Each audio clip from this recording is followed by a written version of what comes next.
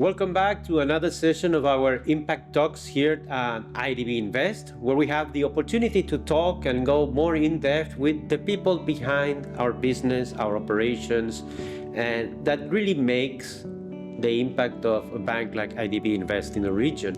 Today we have Stacy Swann, our Managing Director for Blended Finance.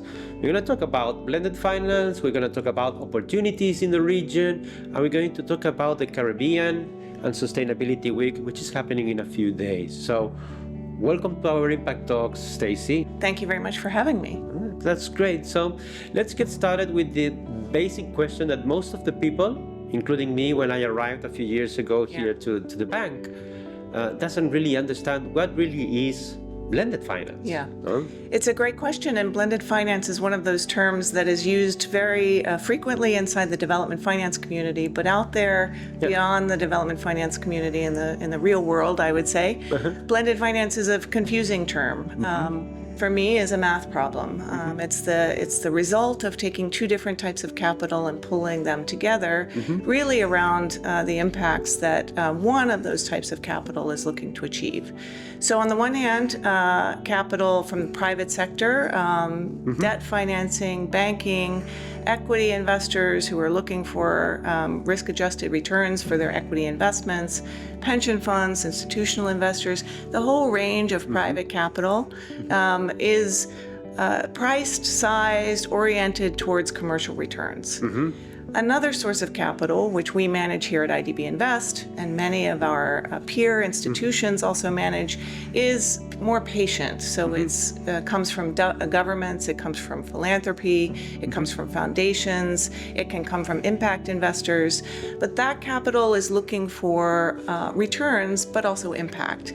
So in consideration of having that dual mandate of both returns and impact, that capital is willing to bear and share risks in an investment structure in ways that the private sector capital doesn't usually do, right? A bank is usually investing around a risk management framework that is looking to maximize returns, while a philanthropic source of capital or a government donor source of capital may be able to take lower returns for the same investment, assuming that impact is there. So blended finance is really the combination of, on the one hand, private capital, private sector, and also these patient sources. In IDB Invest, we manage 14 different of these types of patient sources.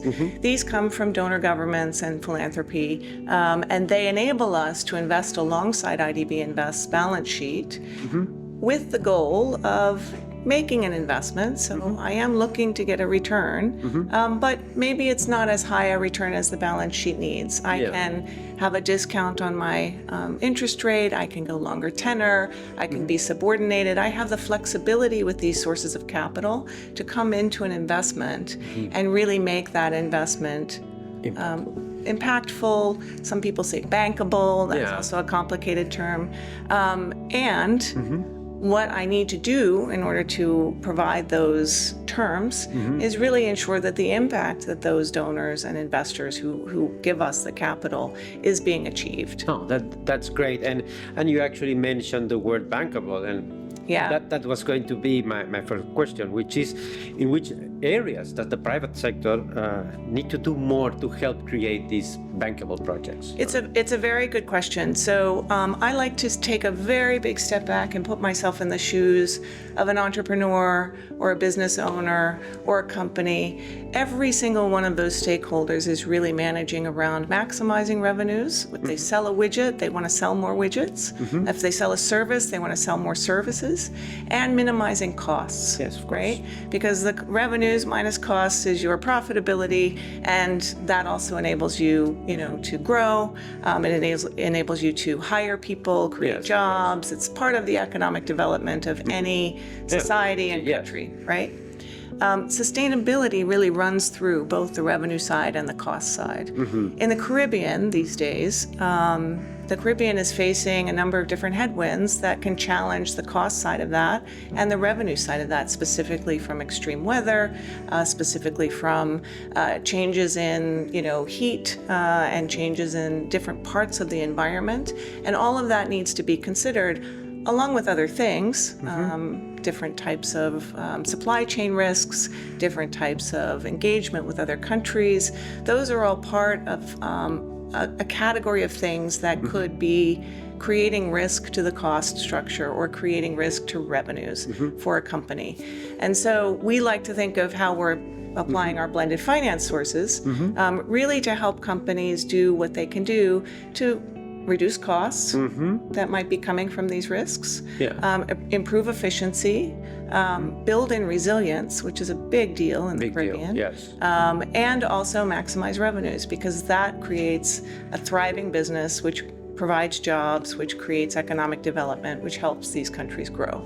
I like the word that you just mentioned about resiliency, because the Caribbean is a region exposed to natural disasters like hurricanes. So what kind of products or financial instruments does IDB Invest provide to ensure we can do these projects and make them more resilient?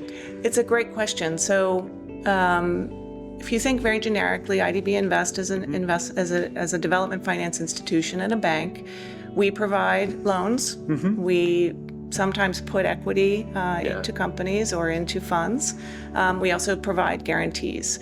As a very general matter, IDB Invest does that in the context of its AA rating and with the goals of creating development impact.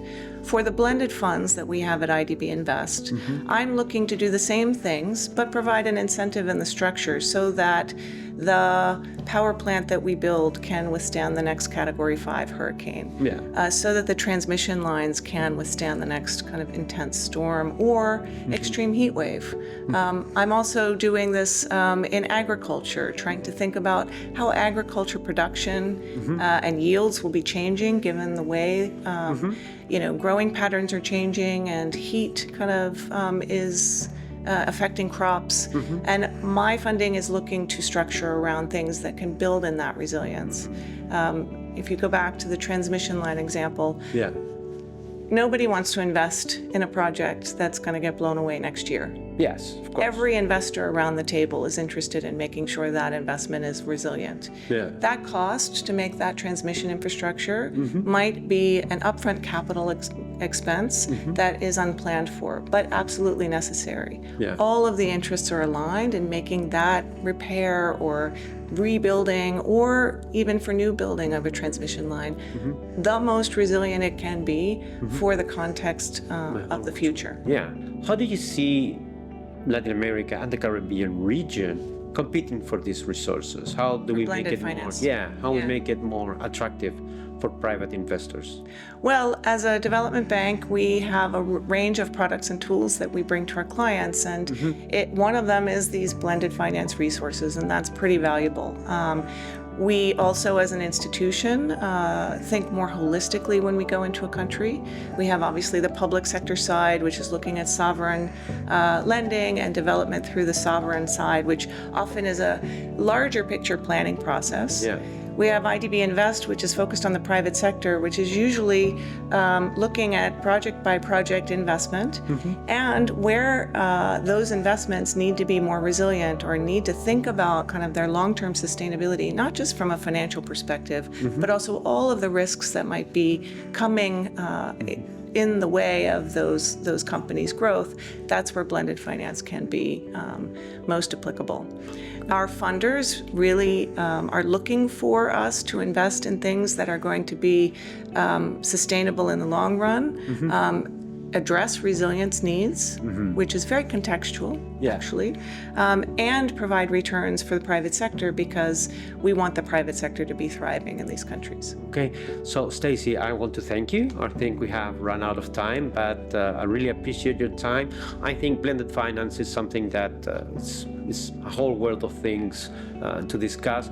For the people that is watching us, again, please feel free to comment, to like, to share, to follow us, and we'll see you on the next Impact Talks. Thank you, Stacy, again. Thank you.